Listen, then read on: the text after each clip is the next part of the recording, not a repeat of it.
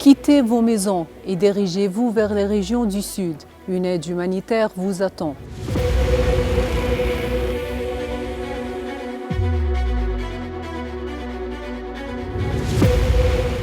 Une nouvelle invitation de l'occupation israélienne aux habitants de Gaza, lancée quelques heures avant le ciblage des environs de l'hôpital Khan Younes dans le sud de la bande de Gaza. Le veto américain bloque un projet de résolution pour un cessez-le-feu à Gaza après que 12 pays ont voté en faveur de celui-ci. Supporté par le droit de veto, Israël a continué à bombarder la bande de Gaza, malgré un avertissement de la santé palestinienne d'une catastrophe humanitaire dans la bande de Gaza. L'Organisation mondiale de la santé affirme que la situation est actuellement hors de contrôle.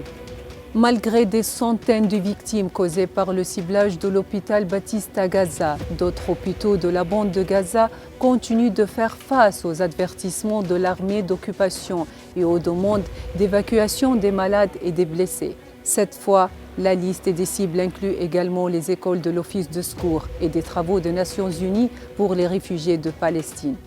Les échos de l'agression israélienne résonnaient partout dans le monde.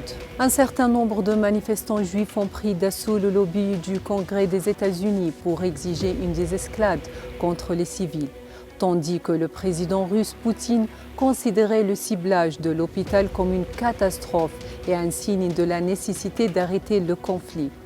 En Égypte, divers partis se sont ralliés à l'appel du président pour le rejet des déplacements forcés de résidents de Gaza, avec un large soutien public aux déclarations du président el-Sisi. Le président Biden a également confirmé que le Caire avait accepté d'ouvrir le terminal de Rafah pour passer une vingtaine de camions avec de l'aide à Gaza.